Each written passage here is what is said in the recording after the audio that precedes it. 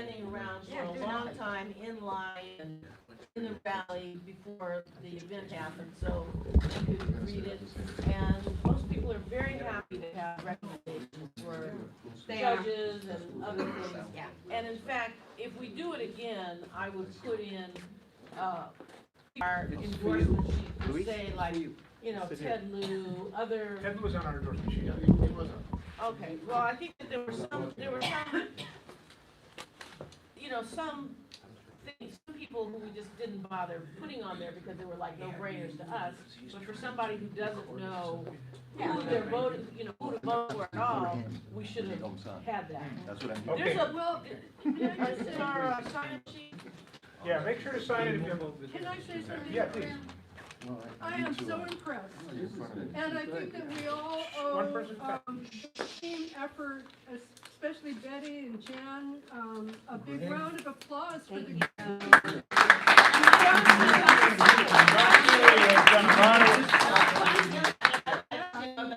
Putting the flyer together, finally to get that piece of literature. And also, I really love the Airbnb burning. I so love that point. I wish it, I hope it goes, I hope maybe we could do something with it. Well, you got a list Yeah, now. copyright it, man. But Betty, you now have a list of people who may Yes. become be useful in the future. Absolutely. Absolutely. Okay, Bob Farrell, do you have a question? Read it for Betty, people have questions. I would hope that as we go towards the general, Yes. this can come south of the 405 to Harbor College, in San Pedro, Absolutely. Wilmington, right in that area. Only one person is talking and it's Bob, so. There's a major thing that takes place down there once a year on Labor Day, the biggest Labor Day Yeah, mobilization Wilmington, in the Wilmington. West. And this would give us an opportunity to get our brand out there, the presence comes up. Because we endorse Rosenthal, we endorse Aragon, Yeah. and we endorse, Okay, we're gonna do a little election talk, folks. I wanted to just give you an update on how the people we endorsed did. We'll save Bernie for last. Judy Chu is, of course, I mean, you know, it's the top two for all of the state races. The city, it's anybody who gets more than 50% doesn't have to go to any percentage of the vote. And Angelica Duenas, our progressive candidate running against corporate centrist Tony Cardenas, actually made the runoff. So it is, Angelica Duenas made the runoff against Tony Cardenas. Yeah, that's right. No, that's true. But for state races, no matter how many votes you get, there's a runoff. It's just the top two. The top two. No, only in the city. In city races, if you get over 50%, it's over. In state races, it's the top two. If there's two candidates, they're going to do both elections. That's just how it's written. That's what we do. So Angelica Duenas actually has a chance. It's not a likely chance, but she could possibly unseat Tony Cardenas. Who knows what kind of horrible thing Tony will do in the next whatever. I'm sad that C.J. Barea did not get to a runoff with Brad Sherman. Brad Sherman is going to be facing a Republican. Francis Botawala did not get enough votes for the runoff. Ted Lieu, of course, is going to a runoff, and he's going to get reelected. Karen Bass, Maxine Waters, Nanette Barragan, Katie Porter. Katie Porter, this is something to be very concerned with. Democratic turnout was low. Was actually really low in Orange County as well, and that's a real worrisome sign.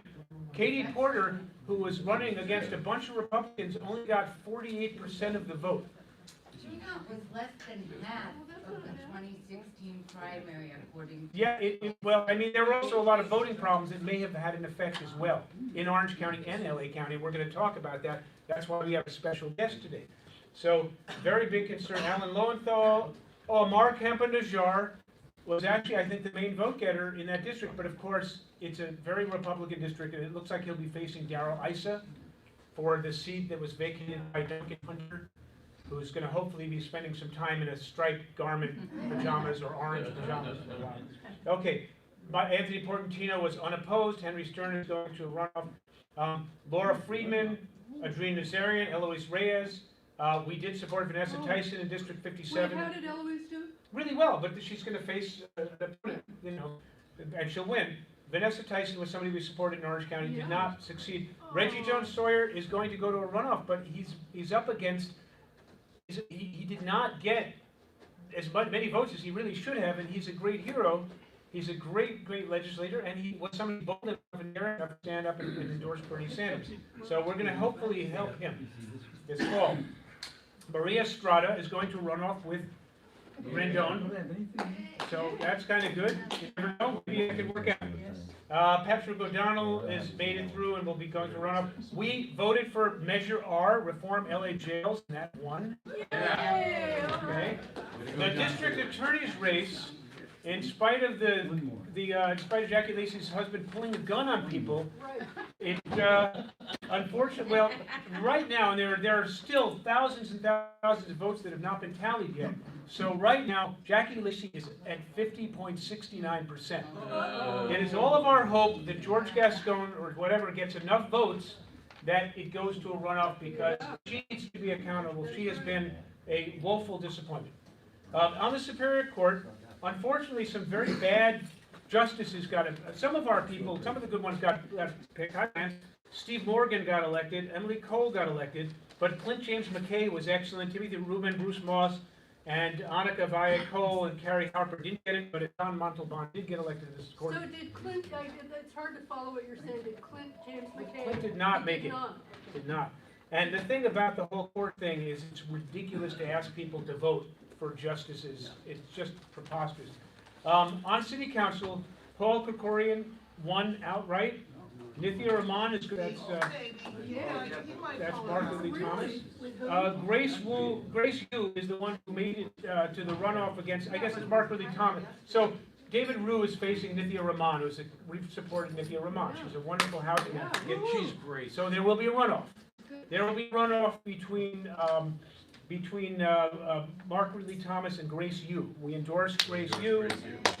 It looks like Lorraine Lundquist lost, but there are more votes to be tallied. So I'm hoping it's like 52 to 48 at this point. So it will be very sad to have John Lee, who's a woefully inadequate man who should not be on the city council, let alone working in.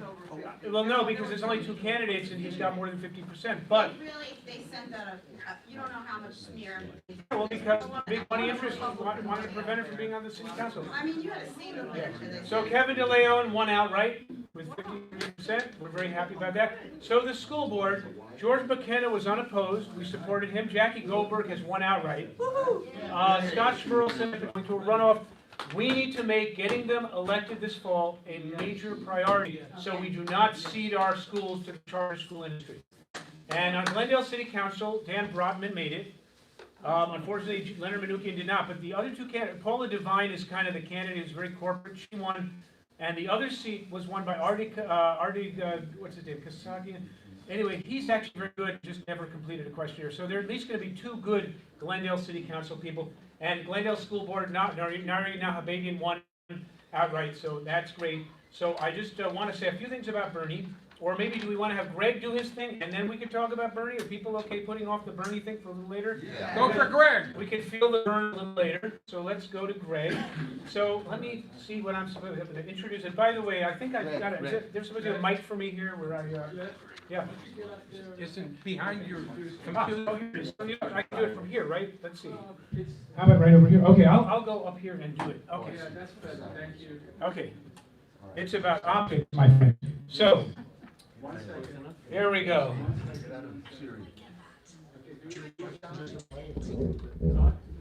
So Catherine Harris, the former Secretary of State of Florida in 2000, who will forever live in infamy, has called Greg Palast twisted and maniacal.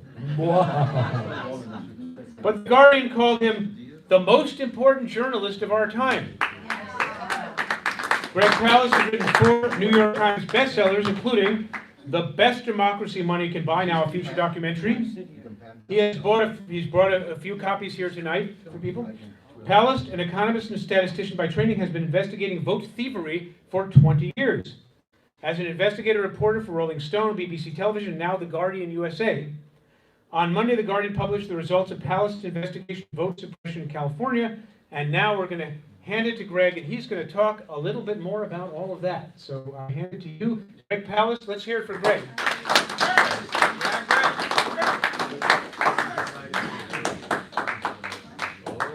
Okay. Well, first, I'm going to tell you that I don't give a damn if Bernie wins. Because I am a journalist. I'm writing right now, doing investigative reporting for this election season for The Guardian USA. And by the way, we are filming right now with that's the filmmaker Luis Iro with me. So thank you for inviting me here, and Jan and the whole gang, thank you very much. Thank you for coming. Do you need something from me? No, just this out of the way. Okay. There you go. There we go. So I don't want to tell you who to vote for. I want to tell you how to vote, or now, how you couldn't vote. That's the story of California. I just returned from the state of Georgia, okay, and from Wisconsin. In the state of Georgia, Brian Kemp, who was the Secretary of State in charge of the vote, removed over 500,000 people from the Georgia voter rolls before the election. The result, as a result, he beat Stacey Abrams, the first black woman ever to run for governor of a state in America, by a few thousand votes, not counting the number of people he had. Brian Kemp was the Secretary of State, and then he's running for governor. And before he ran for governor, he bleached the voter rolls whiter than white. He said that 500,000 people had moved out of the state or out of Atlanta, out of the county. And I had a good question: where's all the moving bans? You know, everything. If there are 500,000 people moving, Atlanta would be pretty crowded. So I hired the people to see if people have moved. I mean, who knows where everyone in America lives? Where everyone was on Thursday? The answer is Amazon and eBay. They never get it wrong. So I hired the experts that tell Amazon and eBay where everyone lives. And I said, would you go through this list of people who've moved from Georgia? And they came back, not with a sample, but an actual list of names and addresses of 340,134 people who never moved from their registration address, but had lost their vote, mostly young people, voters of color, poor people, renters. You know, when I say voters of color, the color is blue. They knocked out 1/3 mostly Democratic voters, overwhelmingly. That's how Stacey Abrams was defeated. Now, she has formed an organization called Fair Fight, not partisan, non-for-profit organization. She's hired my expert team to work with her in Georgia. But now we are moving across the nation, independently of Stacey, for the Guardian newspapers. And I should mention that about a week and a half in these dark times, a federal judge, I had sued Brian Kemp, now Governor Kemp, for withholding the documentation of his theft.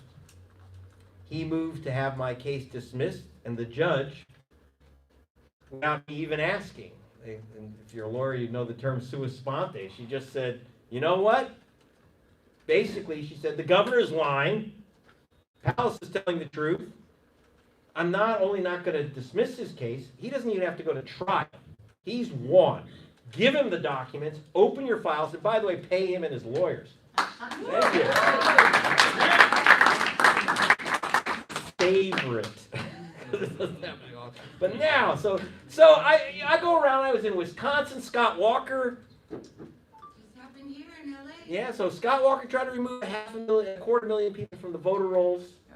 The current governor and the current government of Wisconsin has actually asked me to help them out because they don't know how to respond to this attack. Can't they move for recall? And they have, so now here's the thing, and here's the good news, and it's not whether I'm for or against Scott Walker, but you can't steal all the votes all the time. So Scott Walker was thrown out on his keister in 2018. I met with the new Lieutenant Governor Mandela Barnes and the Ann Jacobs of the elections board there. the right-wing Allen Bradley family billionaires who put $1 billion into vote suppression efforts. Did you say billion or million? Billionaires. Everyone knows about the Kochs now. In 1995, I did the first documentary on the Kochs, the richest guys never heard of. No one paid attention. Now I'm telling you about the Bradley family. They have as much money as the Kochs being put into these right-wing efforts. So they sued the state of Wisconsin to force them to remove 250,000 people. I'm investigating that as we speak.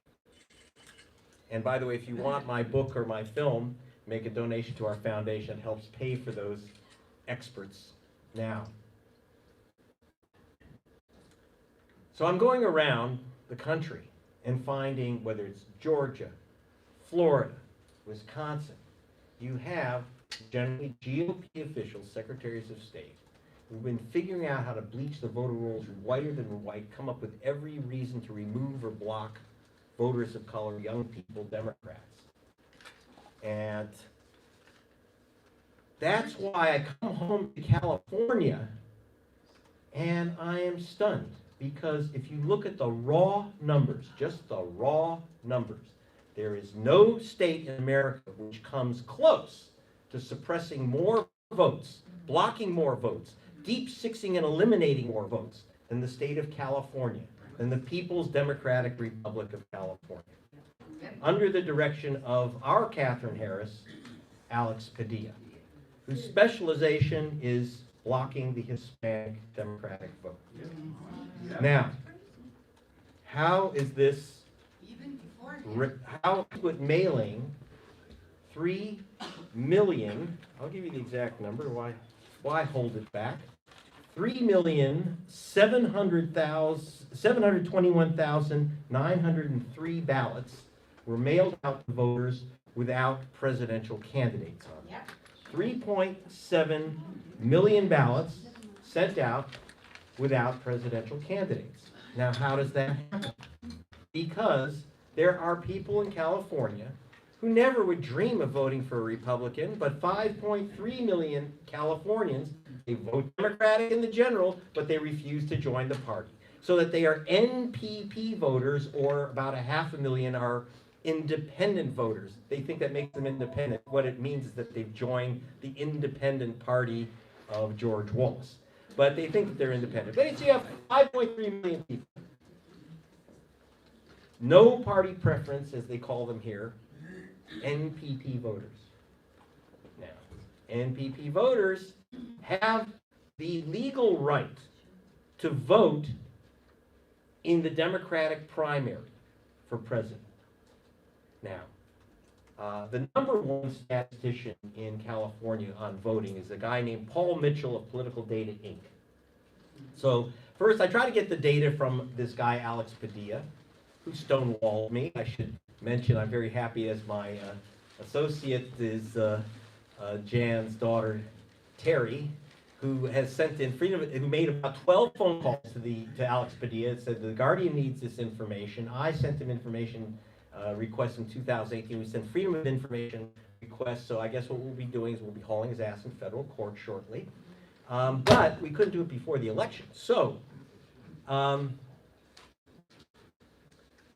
Padilla would not give us the information, would not speak to us, and would not provide details or information. However, he has given a lot of information to the federal government and to Political Data, Inc., which is the pollster which receives the information from the raw data from the state, and they're hired by both political parties, and they're nonpartisan. So I got their data. 5.3 million independents. Of those, 57%, or now it's 61% is the latest number, would like to vote, exercise their right to vote in the Democratic primary for president. 61% of those 5.3 million people. Of the 4 million, of the 3.7 million people, still got those ballots without the presidential election because they don't know how to go about getting the right ballot. And what they do is by sending you a ballot, they basically are doing their best to screw you out of your vote. Okay? Because once you get that ballot without the presidential candidates, and only 370 1,000 people got the Democratic ballot. Now, in all fairness, as Alex Padilla would say, just like Brian Kemp, before Brian Kemp removed anyone from the voter rolls, he sent them a postcard. And we call it purge by postcard because it looks like junk mail. And so, you get a piece of paper in the mail and it looks like junk mail, and there's a lot of stuff that says official mail, which is from the Koch brothers or from some, underpants company or something. But, it's just more junk mail. Even if you get it, right? Who doesn't get their mail at their voting address? Because you don't re-register if you move down the street or in your neighborhood, or your dorm room to dorm room or apartment to apartment. Young people, 18 to 24, don't even get the cards. Don't even know what a card is or a stamp to respond and ask for that Democratic Party ballot. You have to, by the way, get a Democratic Party crossover ballot, because you're not allowed to have a Democratic ballot. You're only allowed to have a Democratic crossover ballot. We'll talk about that in a second. So to get your Democratic crossover ballot, you have to respond to the postcard. Only 1 in 11 people return the postcard. 1 in 11. However, only 1 in 20 Hispanics respond to the postcard, which is in English, and only 1 in 20 young people, 18 to 24s, return the postcard. So as a result, only 1 in 20 Hispanics there are, by the way, in case you're wondering, there are slightly over 1 million Latinx voters who are independents. There's very few African Americans who mostly register as Democrats. Young people uniformly and universally, almost completely, register as independents, even though they would never dream of voting for a Republican. Now, that doesn't say much for the IQ of the young people in California, but that's not the point. They still deserve to vote. Now, so what happens? So what happens to these voters? So the state sends you this ballot without the candidates. When I say the state, Alex Padilla set this all up, and the Democratic National Committee sets the rules because under California law, Constitution, the DNC gets to determine the rules for the election. So they've got it set up to make sure that if you are not a registered Democrat, that it's going to be a help to ever get your ballot, ever get it cast, ever get it counted. Okay, so you have 1 in 20 young people, 1 in 20 Hispanics getting that ballot. Okay, now, what about the rest? Now, so here's the thing. Now, did they want the ballot? Again, 61% by PDI's polling say that they want to vote in the Democratic primary. However, roughly half believe that once they've gotten that ballot without the presidential candidates, they're SOL. They're out of luck. There's nothing they can do. They've got this ballot. So approximately half send in their ballots filled out. Some of them send it in, some of them throw it away because they say it's not the presidential race. So they've lost their vote because they don't know that they can exchange a ballot. Now, if you look on that ballot, believe me, the Democrats aren't stupid. They know that you have to have a little teeny place in the ballot where you can sign it, send it back, and hopefully get it back. Now, 8% of the people of the MPP voters never get their ballot back at all. So that's a huge chunk right there. And you remember, you're talking about 5.3 million. So that's almost, that's 400 and some thousand, almost 500,000 are out of luck. Try to get their ballots, but can't. The other thing that they can do is take their ballot. For those who know, very few people know what to do. Again, most half think you can't exchange your ballot once you got the wrong one, and about half of the remainder believe that they are not, that they have no, they know that they've heard that they can change the ballot, but they have absolutely no idea how to do it. It's not like there's, see any billboards out there? You know, you have those billboards that the county spent that say, you know, it's easy to vote. They show the new machines and all that. They don't tell you how to vote. And by the way, one of the people I blame for this disaster is Bernie Sanders. Because 4 years ago, he registered nearly 500,000 people. Almost none of the people he registered were registered as Democrats. He registered all these people who never got to vote for him. Okay? This year, a week before the election, he held a press conference and said, and first of all, he said the wrong thing. He gave you misinformation. He said, you have to bring your ballot in and exchange it for a Democratic Party ballot. Don't ever do that. Because in most counties, not in LA this time, because LA decided to break the law, bless them. The law is very clear. You can't give people a regular Democratic Party ballot, and you can't count it. So they have to surrender the ballot. And by the way, last time, the woman in front of me didn't have her envelope. And they said, sorry, you're out of luck. They said, where's the envelope? And I said, the idea of collecting the ballot so someone can't vote twice. The empty envelope, she can't vote. They said, who are you? Get out. So. You hear that a lot. Yeah, I hear that a lot. So the thing is, so now, you know, by the way that voting runs in America is that the rules, the law of voting is whatever the lady behind the desk says it is at any moment, right? So you go to some voting, and what the law is, if you want a ballot, you're going to get it, okay? Bless them. And by the way, one other thing that was wonderful this year is that in 2012, California passed a law. Well, I'll get to that in a minute. I want to give you a punchline. I want to get to a punchline. Of those who couldn't get their ballot but wanted to vote, according to PDI, 26% would have voted for Bernie Sanders. That means, but they had no idea how to get the ballot or thought that they couldn't get that ballot with Sanders on it. That comes out, by the way, to 553,000 votes lost to Bernie Sanders. 553,000 votes. Are these all statistics from yesterday? These are all the statistics from this race. Well, this is this election. Yes. Okay. They were mailed ballots that don't have the presidential election. Okay. So most of them had no idea that you could or didn't know how to get the replacement ballot. So that's 553,000 votes. You just walk in. You just walk in, and where did you walk in San Francisco or Santa Rosa or San Diego? I only know LA. Oh, that's right. You only know LA. So let me talk about California. Okay? California. I know LA. People think LA is California, but it really isn't. Not yet. Not yet. Could be. So anyway, so 553,000 people had no idea that they could or how to get that ballot that wanted to vote Sanders. Now the other guy, let's be fair. I can't talk now. Let's be fair. Mike Bloomberg, similarly, was shafted out of approximately 382,000 votes because while overwhelmingly, according to the polling, young people and Latinx voters overwhelmingly favored Bernie Sanders.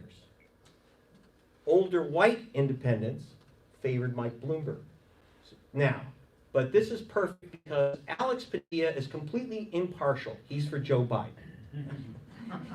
And the important thing, and you know, while we knock Brian Kemp for being a partisan, running an election and running the election, in 2004, Ken Blackwell was the head of the George Bush re-election campaign, was also Secretary of State, running of the Bush for President campaign while she's Secretary of State. And Alex Padilla is simply continuing the Harris-Blackwell tradition.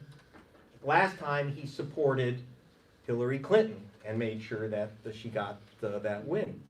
We'll go there too. So as far as he's concerned, knocking out Mike Bloomberg is just what the Biden campaign ordered. So we lost 553,000 for Sanders, 382,000 Bloomberg. Now, in some counties, I don't have it because I had a crossover ballot, because I'm not a registered Democrat, because I'm a journalist, right? And I don't participate in parties.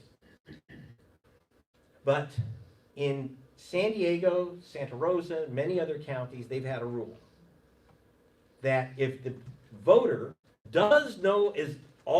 actually knows that they can bring in their ballot, that they can exchange it, they have to say, I want a Democratic crossover ballot. And if they don't know the magic word crossover, in many counties, and I think it's most, you can't get that ballot. They have to tell you, you cannot get a Democratic. So if someone says, I want to vote Democratic, I'm NPP, I'm independent. Sorry, you cannot get a Democratic Party ballot. Now, and we talked to many poll workers. If you go to gregpalast.com, there's a 3-minute film there with one of the poll workers, Jane Abreu, talking about how tragic this is, how frustrated that they are muzzled. I also talked to law professor Barbara Arnwine, who teaches here at UCLA and Columbia University, one of the, probably the greatest voting rights attorney in America, who said that she sued the state of Ohio over muzzling poll workers. The Democratic Party has really pushed this idea that unless you know the magic word crossover, you cannot get the ballot. And that led to, they can ask for crossover, but if they don't know the magic words, the poll worker is technically not allowed to tell them. Now, LA, I will say again, has been an exception, a good exception in most cases, where most people have been told, I don't know what to vote on an MPP vote, I want to vote in the Democratic primary, and a lot of these people are saying, in LA, that's fine. You're shaking your head, but you know what? Stop telling me about LA. I'm telling you, it's not California. I'm telling you what happened. I don't really want to hear, I really don't want to hear incidental stuff or anecdotal stuff, because that's not what's going on, okay? I've been studying this for 20 years, and I have the facts and the information, the statistics, and the witnesses. I'll tell you one thing I don't have, is Alex Padilla on camera, because he won't say a word. He's burying the facts as quick as he can. When I asked him for details behind what he had posted on his website, his immediate answer was to take it down from the primary. Okay, now, so what we have is, now Sanders is going to win the California primary this time, but he's going to be shafted out of I don't know how many delegates. And it's not whether I'm for or against Sanders. And by the way, the other guy, Bloomberg's really getting the shaft. I mean, he's out, but it's not whether I'm for or against Bloomberg, for or against Padilla or Biden, but this is the story of California's massive Democratic Party vote suppression machine. Now, in the end, so these are the numbers. And this goes back to 2016, where Alex Padilla again ran the campaign for Hillary, and ran the voting to make sure it was for Hillary. Again, you had that massive crossover problem. You had people told that if they were NPPs who wanted to vote in the Democratic primary, a lot of counties were giving out provisional ballots, like Santa Rosa, which is wrong. Okay, but so you have a massive, massive amount of provisional ballots in California. When I say you have a massive amount, that may be the understatement of our time. Here's a number that you can get, not from Alex Padilla anymore, but see, he gave a lot of this information to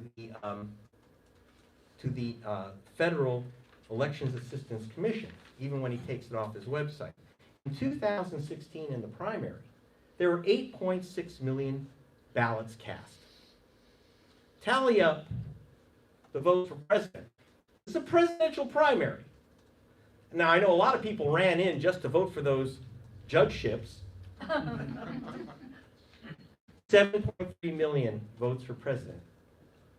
1.3 million ballots did not get tallied for president of the United States. Is it because 1.3 million Californians didn't want to vote? Or Alex Padilla didn't want 1.3 million Californians to vote? Now, the 1.3 million, I'm not going to tell you right now because I don't have, I'm trying to get the numbers from Padilla. He's hiding them close to his chest. I'm going to have to go to federal court for it. But, so I don't know how many, there are people who don't want to vote for president. There are people who wanted to vote In NPPs who did want to vote in the Republican primary, you can't, by the way. That's a closed primary, which Democrats ought to do too. Why pretend if it's open, right? So now, so we have a massive problem of not counting ballots in California. And one trick that they pull off, by the way, when you talk to Padilla's office, he'll say, oh, we counted all these ballots. In fact, if you go to Padilla's site for the number of ballots that were counted or rejected, ballots that were not processed, do you know that despite 1.3 million non-votes for president, and there's over 8 million ballots cast, do you know how many ballots he said were not processed in the state of California in 16 primary? How many? 0. There wasn't a single missed ballot in all of California out of over 8 million. That's miraculous. He ought to get a raise. Except that there are 553,000 people who wanted to vote for Bernie and couldn't. 382,000 that wanted to vote for Bloomberg and couldn't. There's a lot of good things about California, and I can't wait till democracy arrives. Thank you. So what we're gonna do for the sake of this is, I'll just keep it short. Yeah, I will- Keep it short on the questions. yeah, I'll call, and then what I'll do is I'll repeat the question. Clifford, use this mic. Oh, okay, which mic do you want me to use? That mic is bad. This mic? Bad mic. Oh, okay, so, all right, so, all right, let's hear from Tad Daly. Ask your question. Greg, thank you for your years Thank you. of investigative work on this. Many of us have admired your work for a long time. To me, almost the most disturbing thing is the muzzling of the poll workers. There's somebody who obviously wants to vote in the Democratic primary, and the poll worker is forbidden from telling them how to do it. Right, and I have to say that a lot of poll workers are completely ignoring that requirement, Happy to and hear bless that, them, but it but they still are, sucks that that's it's the a- rule. still sucks that it's But, you know, yes. and so bless the workers who say the hell with it, and they've got the backing of Right. Professor Arnwine. But there's something that kind of glaringly conspicuous by its absence in your elucidation here. You made the case that I think it's 550,000 didn't have the chance to vote for Bernie, 380,000 didn't have the chance to vote for Bloomberg.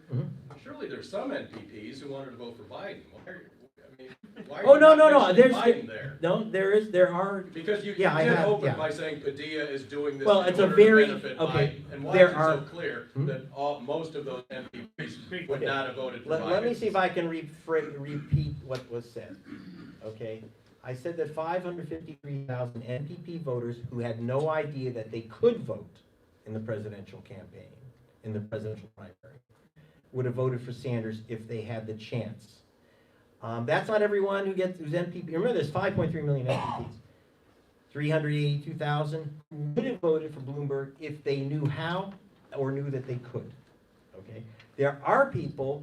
In fact, I can tell you, I can look it up real quick, but approximately it was about 8% of NPPs were pro-Biden, and so that puts it about would be about 100,000 votes, 100-some thousand votes that would have gone to Biden if people had known, if Biden supporters who were NPP had known, I can vote, here's how I can do it. Yeah, so that's very important. Thank you. Very good point. Okay, let's hear from the gentleman in the back. We're gonna get, how many questions do you have time for? Oh, I don't have my watch, so I'll stay another 15 Okay, it's minutes. 8:14. How long can you be here? Let's go to 8:30. Is that okay? Okay. Maybe it's 8:45 if we can. Hi, Greg. Okay, yes, please. Mark Lippman here. Hi, Hart. I was a poll worker yesterday, Yes. and I can tell you exactly how it went clusterfuck, okay?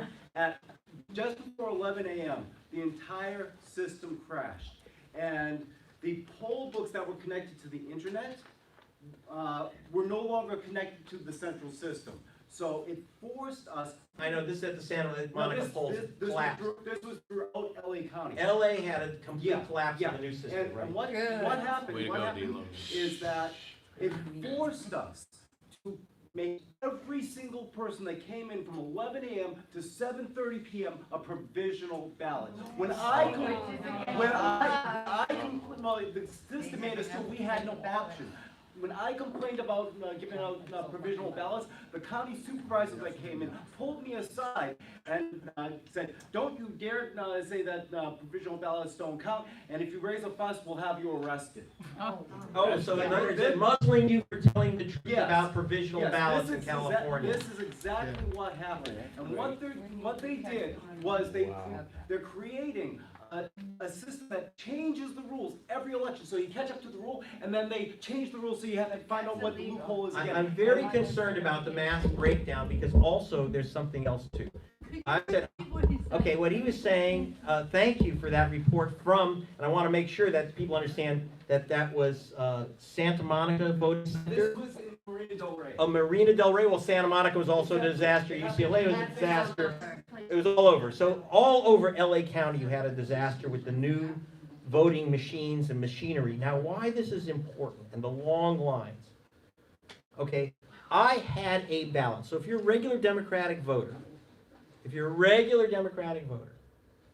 and you, or like me, I actually had, I was one of the 1 out of 11 that got my crossover ballot. I went in front of that 2-hour line at the Hollywood Bowl and just stuck my ballot in the slot.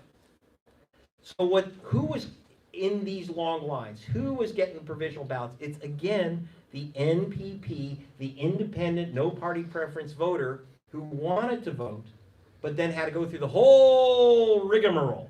So the lines had a very good purpose. Again, it was, call it the Biden line, okay? Call it the Biden blackout on the electronics. Did they plan it? No. That's not how they work. They just set up a system so that when things go wrong, it always goes wrong in one direction. I see this throughout the South, I see this throughout the country, where systems break down. It always ends up being black and young people who are losing their votes. Which, by the way, is the same in California. It's the same victims that I see in Georgia here. Because in California, the Democrats are fighting each other. So it's the same victims of what we call vote suppression. And by the way, I want to point out something else. This time, you could actually register same-day registration. So one thing I was suggesting is don't go in and go through the rigmarole, here's my ballot, I'm surrendering. Just register as a Democrat for the day, right?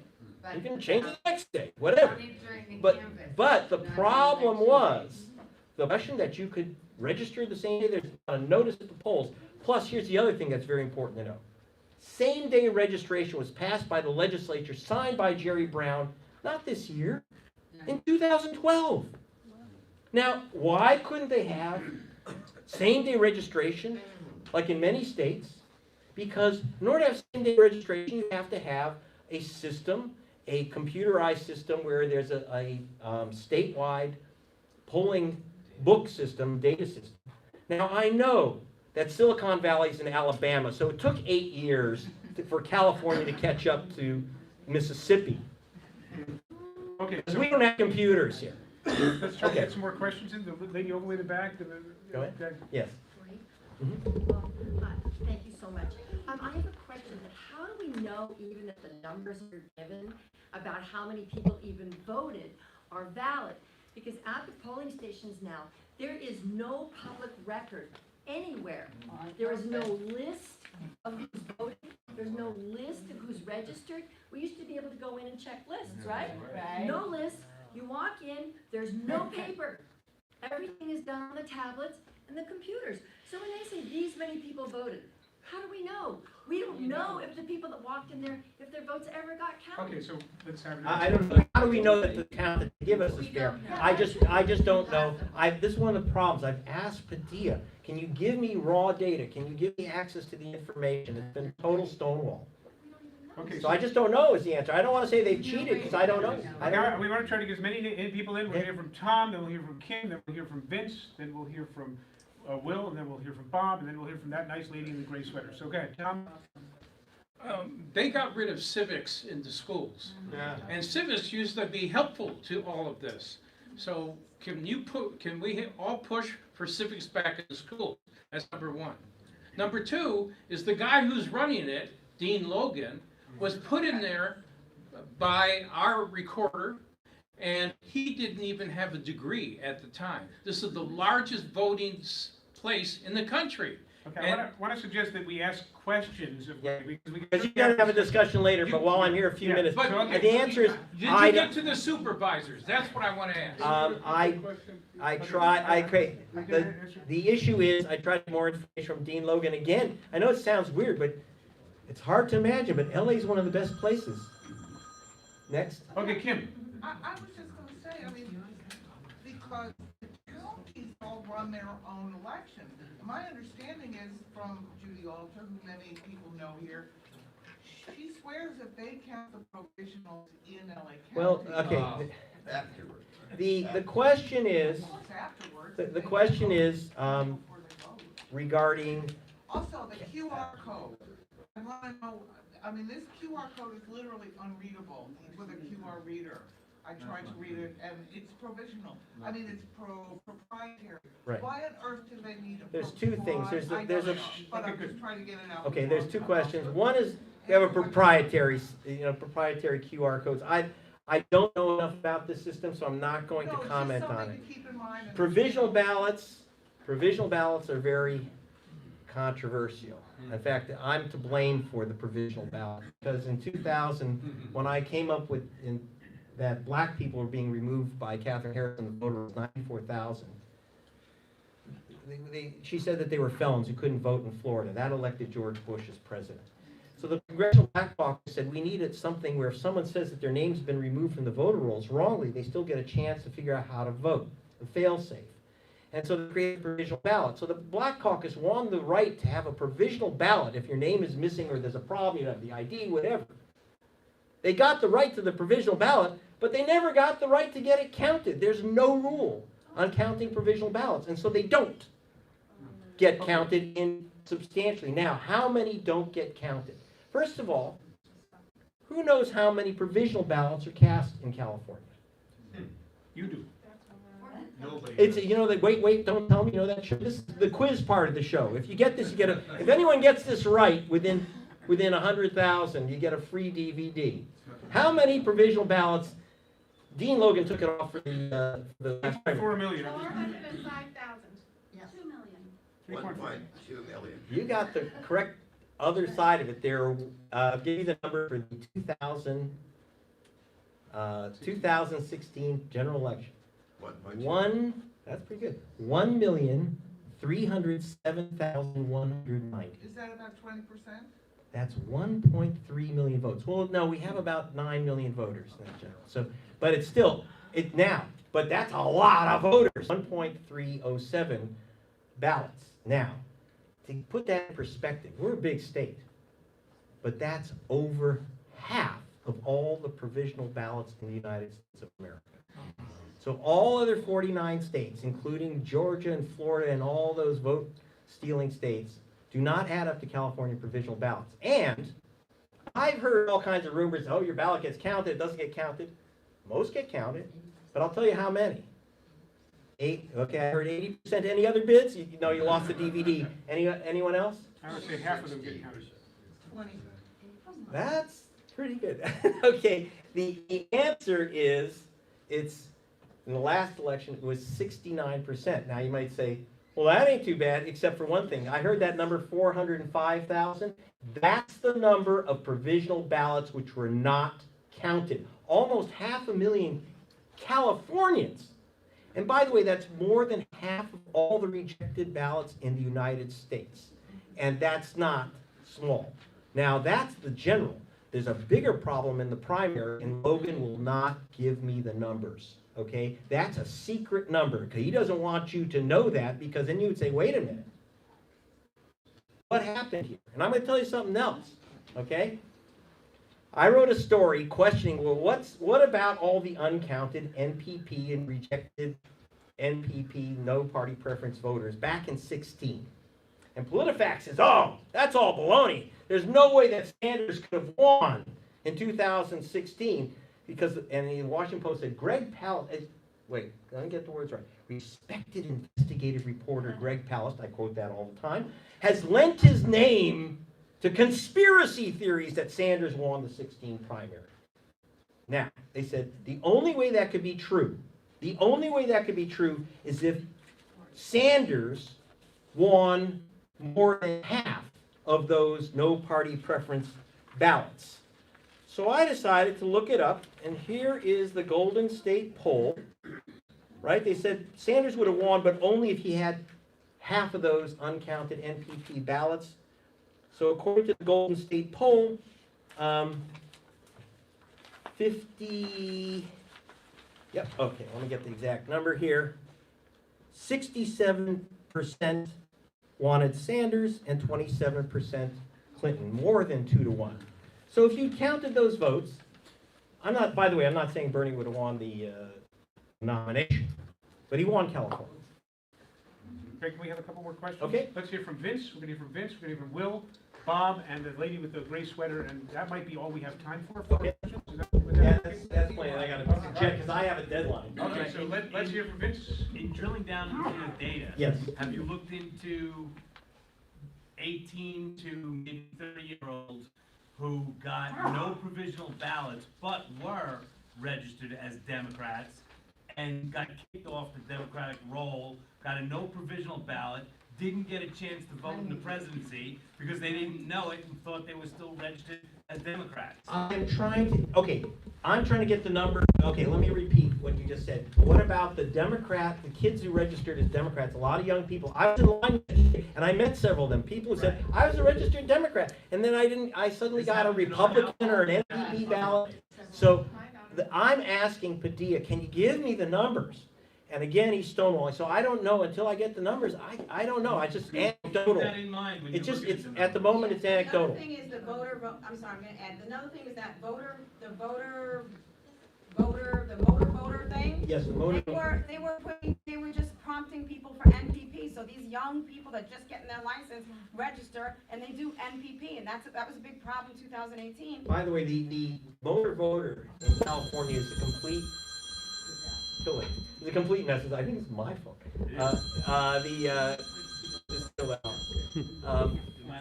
Whatever. Okay. But anyway, NPP, if you register motor voter on those forms, it's a disaster. Up to when we had McPherson as the Republican Secretary of State here, he rejected 45% of the paper forms filled out at the DMV. 45%. If you had Garcia with an accent, they had trouble with names like Mohammed. And so they were removing massive amounts of people, especially hyphenated names and other names. So you had a disaster there. It's gotten better now. But I always tell people, please check your registration online. Register online, don't register on paper. But yeah, we've got a big registration problem here in California. That's nationwide, but California has one of the worst registration systems in the country. We got Will, we got Bob, Will? and then we got the lady with the, what's your name? I'm cool. I'll talk after. Okay. Okay. Well, thank you. Good job, Will. His answer was next. Bob Yes, Farrell. Bob Farrell. Mr. Farrell. I'm a candidate for office. Okay. I believe as a result of what you just described, I missed my opportunity to win because I didn't have enough votes. I believe I had enough votes based on my campaigning and my polling. Do I have standing to sue to try to get that kind of information? You'd have to ask my lawyer. You can talk to Jan after. Dave, repeat the question. Okay, the question was from Mr. Farrell, who was a candidate. He said, do I have standing to sue or Get that information. to get that information? And the answer is, well, there's two things. I'm not going to give you legal advice. Here's Jan Goodman, who's a fantastic lawyer, might be able to tell you. But the other is, I can tell you this, the biggest single problem is because people didn't get the partisan ballot. They didn't know how to change it. Now, if you were down ballot, an NPP voter will have down ballot races, just so you're aware. So I can't tell you what the standing is. It's a legal question. Next question. I have a quick one. Quick question. Do you believe that the reason Hillary Clinton didn't contest the 2016 election was because she was involved with election fraud in this state? I have no Repeat the idea. question. Repeat the question. Okay, the question was, did Hillary Clinton not contest the strange and wrongful counts in Wisconsin, Michigan, and Pennsylvania because she was involved in shenanigans in California? Number one, I've never said that Hillary Clinton personally was involved in shenanigans in California, so I want to be very careful. That was an Alex Padilla special. What she knew or didn't know, wait till her trial. Okay, that's one. Number two, I was in Michigan, where Donald Trump supposedly won by 10,700 votes. If you saw my Democracy Now! Report, 75,355 ballots were never counted because 87 machines broke down in Detroit. Now tell me, who did those 75,000 people in Motown vote for? It's not exactly Trump company. So Jill Stein called for a recount, she paid for it. When we use the term recount, what she really meant was count the ballots that were never previously counted, those 75,000 ballots. They started, Trump was getting his ass kicked, and so he sent in his lawyers into court in Lansing and said exactly what this question of, do you have the right to sue? And they said, Trump argued convincingly that Jill Stein can't count those uncounted ballots for simple reason that she could not win no matter how many times he counted. So it's up to Clinton, who is at who could have won. And so they asked Clinton's lawyers, what does the secretary want? Secretary Clinton. And Clinton's lawyer was saying, we're just here to observe. Wow. Now why? I don't know, I guess that was her campaign theme, but it's like, I literally, people ask me why or what's behind it, I don't know, I can't, that's a psychological question, that's not my job. I'm literally Mr. Numbers, looking into the numbers. Could you tell us what to do for upcoming presidential election? Okay, what to do for the upcoming presidential election? To save your vote. First of all, in primaries, number one, I would hope the Democratic Party would move to a closed primary, because there's no sense pretending that people can vote when they can't. You are literally knocking out, want to vote in the Democratic primary, don't get to. These are the young, progressive Latinx voters. That's what you're losing. So let's stop pretending. Stop telling people to register as no party preference, because it's you can still vote in the Democratic primary.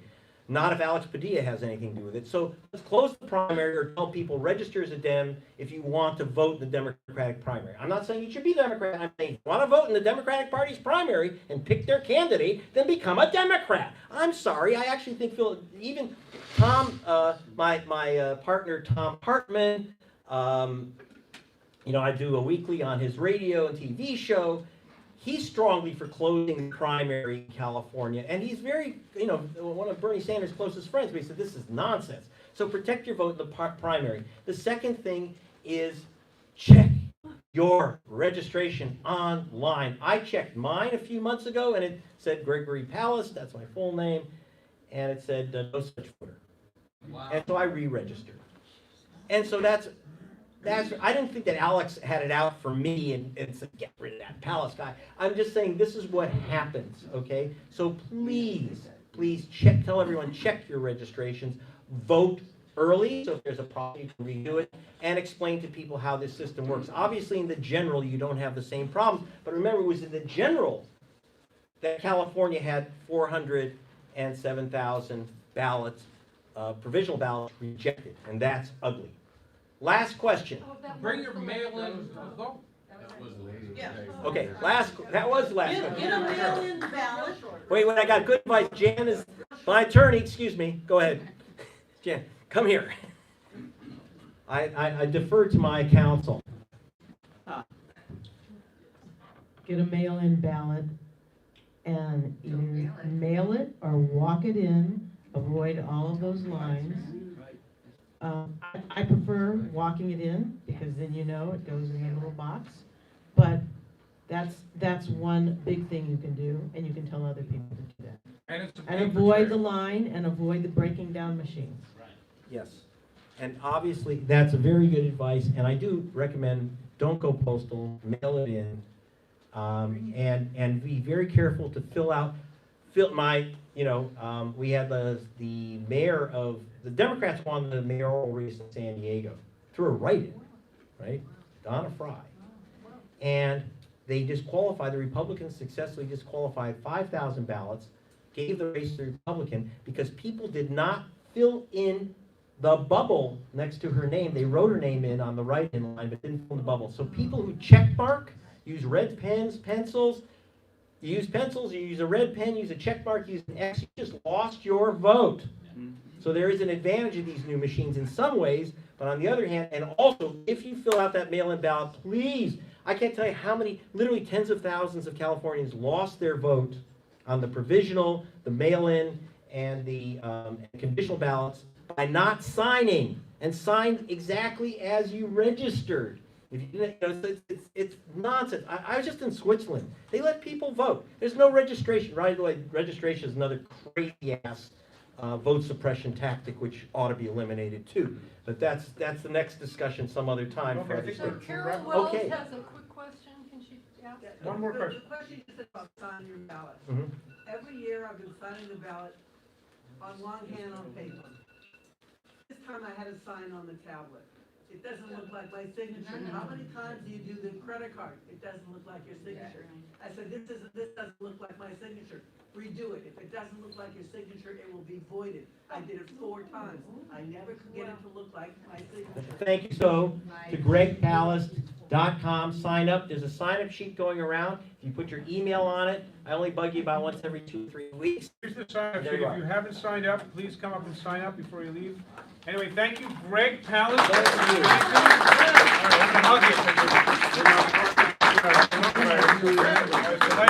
And we're gonna stick around and talk about the election, so feel free to stick around. You got something to say? I do, about the LA election. We're gonna talk about the election. Okay.